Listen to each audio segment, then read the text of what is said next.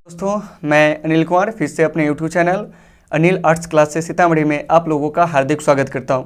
दोस्तों, आज का जो मेरा टॉपिक है वो आपको न्यूज़पेपर एनालिसिस से जुड़ा हुआ है और आज हम 11 सितंबर से जुड़े हुए न्यूज़पेपर का एनालिसिस करेंगे। इससे आपको क्या होंगे कि एग्जाम में डबल फायदे मिलेंगे। सबसे पहला जो परंपरागत प्रश्न है यानी ट्रेडिशनल क्वेश्चन है वो आपका नहीं छूटेगा। इसके अलावा जो करंट अफेयर्स से पूछे जाने वाले प्रश्न होंगे वो भी आपका नहीं छूटेगा। तो दोस्तों, आज 11 सितंबर से जुड़े हुए न्यूज़पेपर एनालिसिस को हम शुरू कर रहे हैं। तो सबसे पहले जान लीजिए कि आज ही के दिन 11 सितंबर 1895 को महान गांधीवादी नेता, सामाजिक कार्यकर्ता और स्वतंत्रता सेनानी आचार्य विनोबा भावे का जन्म महाराष्ट्र में हुआ था। इन्हें भारत का राष्ट्रीय अध्यापक और महात्मा गांधी का राजनीतिक उत्तराधिकारी भी कहा जाता है।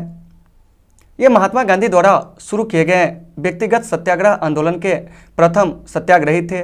तो यहाँ से एक प्रश्न और भी पूछ लिया जाता है कि व्यक्तिगत सत्याग्रह के दूसरे सत्याग्रही कौन थे। तो वह थे आपको पंडित जवाहरलाल नेहरू। व्यक्तिगत सत्याग्रह आंदोलन जो है वो आपको 1940 में गांधी जी के द्वारा शुरू किया गया था और 1941 में इसे बंद कर दिया गया। आचार्य विनोबा भावे इतिहास में सबसे ज़्यादा आपको भूदान आंदोलन के लिए जाने जाते हैं। संत आचार्य विनोबा भावे के द्वारा ही आपको 1951 में भूदान आंदोलन जो था वह शुरू किया गया था। कम्युनिटी लीडरशिप के लिए इन्हें 1958 में एशिया का नोबेल कहे जाने वाले रमन मैग्सेस अवार्ड से भी इन्हें सम्मानित किया गया था।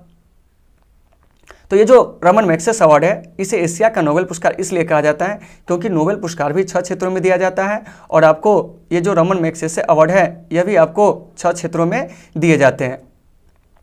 तो आचार्य विनोबा भावे प्रथम भारतीय थे जिन्हें आपको 1958 में यह अवार्ड मिला था। 15 नवंबर 1982 को आचार्य विनोबा भावे की मृत्यु पवनार आश्रम यानी कि महाराष्ट्र में हो जाती है। इसके 1 वर्ष बाद इन्हें भारत सरकार का जो सबसे बड़ा नागरिक सम्मान है भारत रत्न, इससे इन्हें सम्मानित किया जाता है। तो विनोबा भावे से आपको कौन कौन से प्रश्न पूछे जाएंगे इसको थोड़ा सा रिकॉल कीजिए। आचार्य विनोबा भावे जिन्होंने पवनार आश्रम की स्थापना किया था। पवनार आश्रम आपको महाराष्ट्र में, यह प्रश्न आपको कई बार एग्जाम में पूछा गया है। व्यक्तिगत सत्याग्रह के प्रथम सत्याग्रही कौन थे? तो वह आपको आचार्य विनोबा भावे थे। दूसरे सत्याग्रही कौन थे? पंडित जवाहरलाल नेहरू। भूदान आंदोलन किसने शुरू किया था? आचार्य विनोबा भावे। अब हम बात करते हैं एनएसडी के बारे में यानी कि नेशनल स्कूल ऑफ ड्रामा। तो यह भी हाल में चर्चा में क्यों है? क्योंकि इसके जो अभी चेयरमैन बनाए गए हैं वो आपको परेश रावल बनाए गए और आप परेश रावल के बारे में जानते होंगे कि यह बॉलीवुड के एक हास्य अभिनेता है। अब हम जानते हैं ये जो एनएसडी है इससे जुड़े हुए जो कुछ परंपरागत प्रश्न हैं इसके बारे में। तो सबसे पहले जान लीजिए कि एनएसडी की स्थापना जो हुई थी वो आपको नई दिल्ली में 1959 में हुई थी और इसको जो स्थापित किया था वो आपको संगीत नाटक अकादमी ने इसे क्या किया था? स्थापित किया था। हमारे भारत में ये जो नेशनल स्कूल ऑफ ड्रामा है ये आपको संस्कृति मंत्रालय के अधीन आता है। तो यहाँ से आपसे कौन कौन से प्रश्न पूछे जा सकते हैं इसको थोड़ा सा आप रिकॉल करेंगे। तो सबसे पहले करंट से जुड़ा हुआ प्रश्न कि एनएसडी के जो नए चेयरमैन बने हैं वह कौन बने हैं? तो एनएसडी के जो नए चेयरमैन बने हैं वह आपको परेश रावल बने हैं। इसके बाद अगला प्रश्न जो पूछा जाएगा कि एनएसडी का पूर्ण रूप क्या होता है? तो आपको national school of drama. National school of drama की स्थापना कब हुई थी? 1959 में हुई थी और इसको जो स्थापित किया था कौन किया था? तो संगीत नाटक अकादमी ने इसे स्थापित किया था। तो यहाँ से कभी कभी ये भी प्रश्न पूछ लिया जाता है कि संगीत नाटक अकादमी की स्थापना कब हुई थी? तो संगीत नाटक अकादमी की जो स्थापना हुई थी वो आपको 1953 में हुई थी। आज 11 सितंबर है और 11 सितंबर के दिन जो है कोई भी अमेरिकी नहीं भूल सकता है क्योंकि 11 सितंबर 2001 को अलकायदा समर्थित आतंकवादी जो था वह अमेरिका के वर्ल्ड ट्रेड सेंटर पर हमला किया था और इस हमले में लगभग 70 देशों के 3000 से भी अधिक लोग जो थे वह मारे गए थे और इस घटना में शामिल 19 आतंकी जो थे वह भी मारे गए थे। अब हम बात करेंगे स्वामी विवेकानंद के बारे में। स्वामी विवेकानंद इन्हें योग पुरुष के नाम से भी जाना जाता है और इन्होंने 11 सितंबर 1893 को अमेरिका के शिकागो में हुए विश्व प्रसिद्ध धर्म संसद सभा में भारत का प्रतिनिधित्व किए थे और भारत की ओर से इन्होंने एक शानदार ओजस्वी भाषण दिए थे, जिससे क्या हुआ था कि भारतीयों को अंतर्राष्ट्रीय स्तर पर एक नई ख्याति मिली थी। भारत को आध्यात्मिक गुरु कहा जाने लगा। अब हम स्वामी विवेकानंद के बारे में कुछ मूल बातें जान लेते हैं। सबसे पहले स्वामी विवेकानंद का जो मूल नाम था वो क्या था? तो स्वामी विवेकानंद का जो मूल नाम था वो आपको नरेंद्र दत्त था। स्वामी विवेकानंद के द्वारा जो लिखी गई दो प्रमुख पुस्तकें हैं, यानी कि लिखे बहुत सारे पुस्तक, लेकिन दो प्रमुख पुस्तक जो है आपके एग्जाम में पूछा जाता है, कर्मयोग और आपको राजयोग। अब हम बात करेंगे राफेल फ्रांसीसी विमान के बारे में। तो सबसे पहले ये राफेल विमान जो है आपको एक लड़ाकू विमान है और इसका सौदा जो हुआ था आपको यूपीए सरकार के शासनकाल में ही आपको हुआ था, लेकिन किसी कारणवश यह बात जो थी आगे नहीं बढ़ सकी। इसके बाद जब केंद्र में एनडीए सरकार आई तो उसने 2016 में 36 राफेल विमानों का सौदा लगभग 59,000 करोड़ रुपए में किया। राफेल जो है इसका महत्व भारत के लिए काफ़ी ज़्यादा बढ़ जाता है, क्योंकि भारत के पास 5वीं पीढ़ी का कोई विमान नहीं था और राफेल को 5वीं पीढ़ी का विमान माना जाता है। तो ये जो राफेल है ये सबसे पहले जान लीजिए कि आखिरकार ये है क्या। तो ये आपको डबल इंजन वाला एक फाइटर जेट है। राफेल को जो बनाता है वो आपको फ्रांसीसी कंपनी डसॉल्ट एविएशन बनाता है। राफेल में सबसे बड़ी खासियत यह है कि आपको 1 मिनट में ही आपको 60,000 फुट की ऊंचाई जो है उसे प्राप्त कर लेता है। राफेल की जो रेंज है वो आपको 3700 किलोमीटर है और राफेल में जो आपको वजन ले जाने की क्षमता है वो आपको 24,500 किलोग्राम है। और भारत को जो राफेल विमान मिला है, यानी कि 5 राफेल विमान अभी मिले हैं, उसमें आपको मीटियोर जो मिसाइल है उसको भी लगाया गया। इससे क्या होता है कि इस विमान की जो खासियत है और ज़्यादा बढ़ जाती है।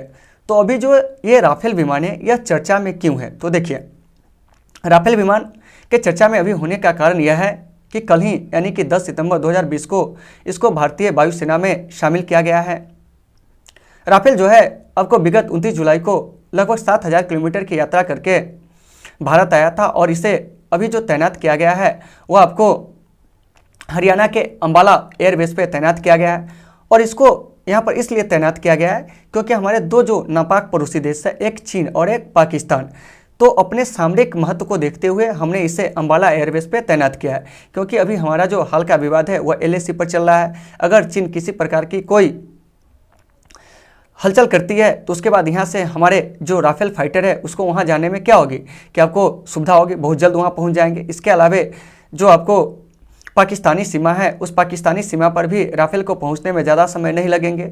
तो इन सभी कारणों से इसको अंबाला एयरबेस पे तैनात किया गया है। 10 सितंबर 2020 को प्रधानमंत्री नरेंद्र मोदी का क्या हुआ कि बिहार में एक वर्चुअल रैली हुई है, क्योंकि बिहार में अभी जो है आपको विधानसभा के चुनाव होने वाले हैं। इसके कारण से क्या है कि जो हमारे जो भी राजनीतिक दल है वो अपने तैयारी को जोरों पर कर दिया है।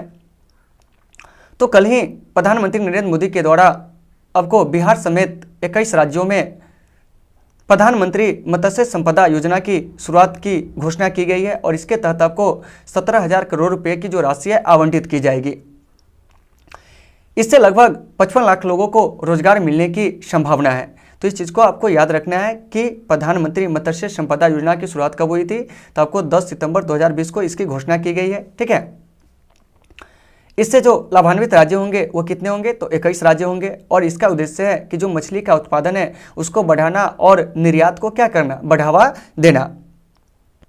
इसके अलावा प्रधानमंत्री नरेंद्र मोदी ने आपको जो हमारे किसान भाई है उस किसान भाई के लिए आपको एक ऐप भी लॉन्च किया और इस ऐप का नाम है आपको ई गोपाला ऐप। ठीक है, तो ई गोपाला ऐप के तहत इसमें जो जानकारी मिलेगी पशुओं के बारे में कि उसे किस किस पोषक तत्व की कमी है, उसे क्या खिलाना चाहिए, कौन से नस्ल के पशु जो होते हैं अच्छे होते हैं, उसको किस प्रकार का टीका कब दिया जाए, तो इन सारे चीज़ों के बारे में जो जानकारी मिलेगी वह हमें ई गोपाला ऐप से मिलेगी। तो ये जो ई गोपाला ऐप है या ये जो आपको प्रधानमंत्री मत्स्य संपदा योजना है, तो इस सबका जो उद्देश्य है वो आपको भारत के जो ग्रामीण क्षेत्र है उसमें क्या करना है कि आपको आर्थिक विकास करना, यानी कि हम कह सकते हैं कि नीली क्रांति, यानी कि मत्स्य उत्पादन। क्या सफ़ेद क्रांति यानी कि आपको दूध उत्पादन, इसके अलावा मीठी क्रांति मतलब शहद उत्पादन। तो इन सबसे क्या होगा कि आपको जो भारत के ग्रामीण क्षेत्र के जो लोग हैं उसका काफ़ी ज़्यादा विकास होगा। तो इन सारे उद्देश्यों से आपको क्या हुआ था कि प्रधानमंत्री नरेंद्र मोदी के द्वारा आपको ई गोपाला ऐप, इसके अलावा प्रधानमंत्री मत्स्य संपदा योजना, ये सब शुरू किया गया था। तो इसमें हम चर्चा किए थे नीली क्रांति की। तो देखिए नीली क्रांति का जो संबंध है वो आपको मत्स्य उत्पादन से, सफ़ेद क्रांति का संबंध जो है दूध उत्पादन से है।